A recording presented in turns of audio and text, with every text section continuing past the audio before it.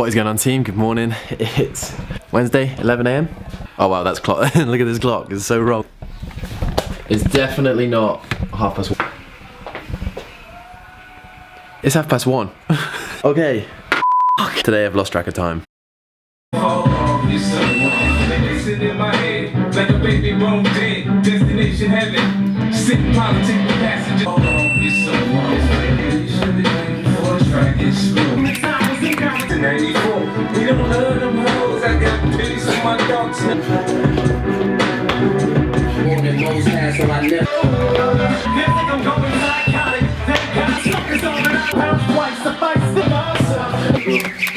That was a tough start to the morning. The new Bulldog gear dumbbells, thought I'd give them a spin. You guys have bought up all the Bulldog gear 22.5s. So I had to go with the 25, but they are 2.5 kg heavier than the open, so when it comes to the open, they're gonna be light. Said nobody ever. They're not light at all. Started this morning with 10 step forward lunges with dumbbells overhead, 12 burpees, second minute, third minute, 50 double unders. Ooh, shoulders. Now we've got 3 minutes rest, and then every 2 minutes for 12 minutes, so 6 rounds, 10 dumbbell thrusters. Because these are 2 moves that could come up in the open. Okay, here's a tip. I thought it would be easier, dumbbells overhead together, but when you step forward, they end up like bouncing off each other. I find it much more stable, and you can push through your shoulders and traps if you twist the dumbbells in. There's a little tip. There's a little tip that I learned from that one. As always, if you search this on Spotify, you'll find my power workout. It will have what I love working out to. And if you like my country music, it also has a country playlist on there.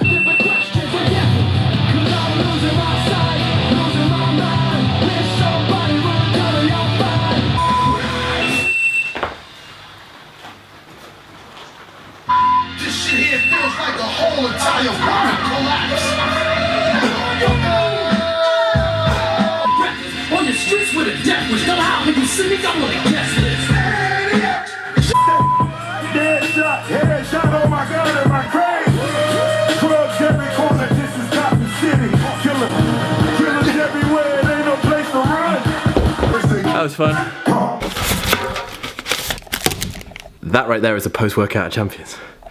Well, no, not really, but if Matt Fraser ate it, it'd be, you get the gist. Here's a home workout tip for you guys, is if you struggle with motivation at home, give yourself an EMOM. AMRAPs and whatever are good, but you start to fade, whereas EMOM, you chase numbers, and that keeps you motivated. Chasing. Whereas I see a lot of people at home, they have a bike, they have a treadmill, they have a rower, and they just kind of like, I'll just go on it for 15 minutes, and you don't push. If you want to get the most out of the home workouts, make them things like EMOMs. It's then much easier mentally at home. Well, hello there, lady. Hey! How are you? Good, you? Yeah, I'm good. Had a good day. What up? How were your legs after Saturday? Oh, really sore. I was really sore until yesterday. Really bad. Got a really bad Monday. Like, couldn't bend over you guys like this. Yeah, it wasn't good.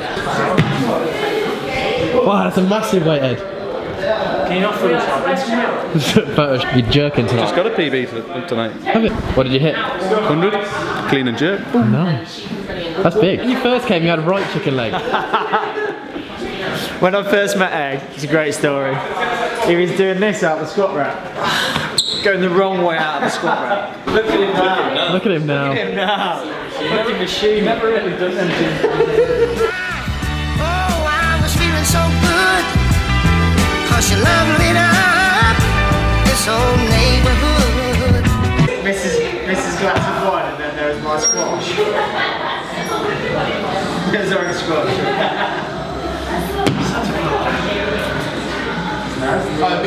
It's just true, man. How are you? Just Photoshop.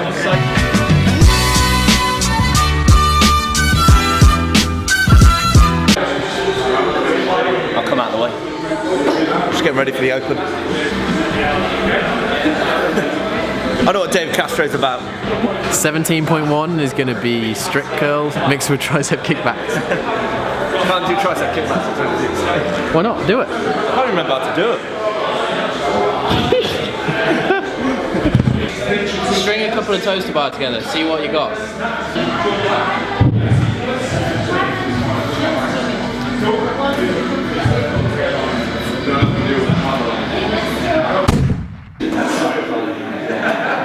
So yeah, that shoulder, close that shoulder. Oh no.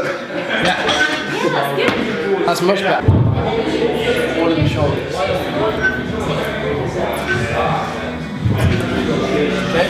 What is going on, team? Craig is you back with another commentary, and this one is going to be all around toaster bar and breaking down your toaster bar, trying to string them together. So what you've just seen on the screen before is I just turned to Adam and I said, can you just show me your toaster bar? Because he struggles with them. And I then kind of took him away, broke it down, and then 30 minutes later, even though he could only do 2 or 3, that's a good starting point, and his technique looked a hell of a lot better and smoother and more efficient. And then from kind of these little tips that I'm going to show you on how to break it down, he can now go away with these new tips and the 3 that he's already done, and then build on them to get 4, 5, 6, 7, 8, 9. And toaster bar are going to come up in the open. They came up in the open last year, and the throwdown between Dan Bailey and Goodmanson kind of showed the 2 techniques, which is great for this commentary. So what you're seeing is Goodmanson doing kind of more of a gymnastics kip, keeping the legs really nice and straight, but you need a lot of mobility for it. But whereas if you're looking at Dan Bailey, he's doing more of a kick and flip. If you're looking at them directly, the gymnastics kip is more efficient, but that then comes down to your mobility. And when you go in higher volumes, and especially with CrossFit, dependent on body type, height, flexibility, mobility, and style, neither one is more efficient than the other. It really just comes down to personal preference. Now, what you're going to see with me and teaching Adam is more of a kick and flick style, but you can use the same kind of breakdown for the gymnastics kip. So when looking at Adam's technique, he's doing exactly the same thing as what I was doing when I first came to CrossFit. When kind of coming from the bodybuilding side, I thought toaster bar was all a core and abs move, and that it was nothing else, when really it just relies on momentum, and it's really just evolved around the kip. What you're seeing on the screen right now is I'm demonstrating to Adam how to go from kind of a good solid hollow rock into a Superman position, but instead where he wouldn't have active shoulders, I'm teaching him how to activate his shoulders, activate his lats, and if I pause the video here, how to kind of close down the gap between the humerus bone, the arm bone, and the torso, because that is where you're going to get most of the toaster bar movement down. If you can nail that, then every single rep your hips are going to be a little bit closer to the bar. It's going to make it easier for you to kick the bar, and it's going to give you that much needed rhythm and momentum to string a couple of toaster bar together. Now, the way I explained this to people and the way I explained it to Adam was, when you have hold of the bar, it's like trying to keep your arms straight and pull it into your belly button. When you come back into the hollow rock position, then keeping your shoulders active, not letting yourself drop out, keeping the core tight, keeping the legs nice and straight. You'll then come out of that position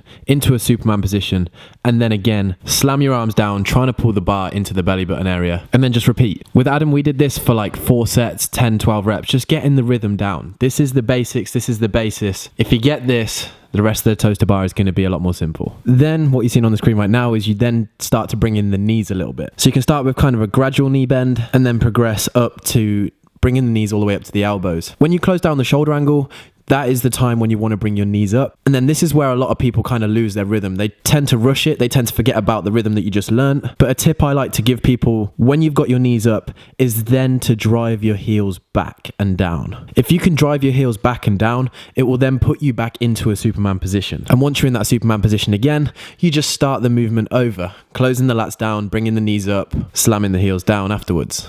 And then to finish off this kind of 3-part progression is once you get comfortable bringing your knees all the way to your elbows, it's then just flicking out the feet at the top of the movement. Not much has changed from the second part, from where you're bringing your knees up, literally just at the top of the movement when your knees are at the highest and you've closed your lats down. It's just a little flick, just enough so your toes hit the bar. And then once your toes hit the bar, remember to keep your shoulders active and remember the rhythm that you had at the start. Drive the heels back and down and come back into that Superman position, ready to reload the shoulders, the lats, and ready to kind of close them down again and do your second one. I hope that made a lot of sense to you guys. I mean, there's probably plenty of other ways that you can break it down, but this is the simplest and the most practical way of breaking it down, in my opinion. And I hope you can just take it into your box, play around with it 10 or 15 minutes before the sessions if you haven't got them yet, and hopefully just string a couple of toaster bar together, especially before the open. Would be awesome to have a few more in the tank. I know I'm not the best at these myself, so I need to practice a lot more, but for kind of the newer guys out there, I hope that was beneficial. And if you have enjoyed this commentary, please smash that like button. There's not much of the video left. I don't think I finished it that well, but I just hope you enjoy it, and we'll talk to you guys later on in the video. I hope that made some sense. Like, I know it was probably a long explanation, and for a lot of you guys, stringing toaster bar together is one of the hardest things. Adam, after 30 minutes of work, he started to get kind of the rhythm of it, and that's what we wanted to see. Now, we're gonna just do a gymnastic-y style WOD, me and Jasmine. 100 toaster bar, 100 handstand push-ups, 50 toaster bar, 50 handstand push-ups. Handstand push-ups are gonna like knacker the shoulders, which then is gonna impact on the second round of toaster bar. It's gonna be fun.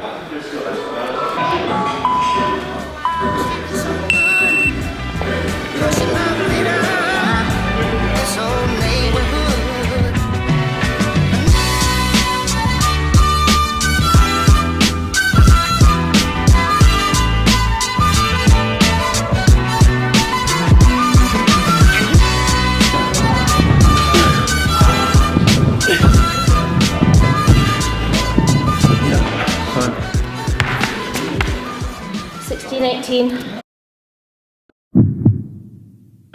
Please don't let it be overhead. What? Just thought I'd give the girls a way to go. Pretty heavy. Trying to coordinate left and right. Come on. I'm getting my breath back. It's not my fault you missed the first take.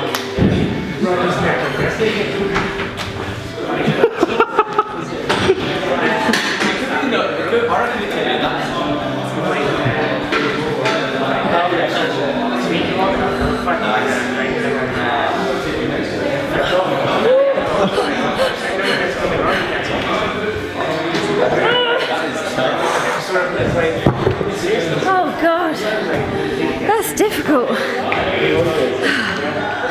Please, Dave Castro. How about we maybe not do the overhead lunges with them this year?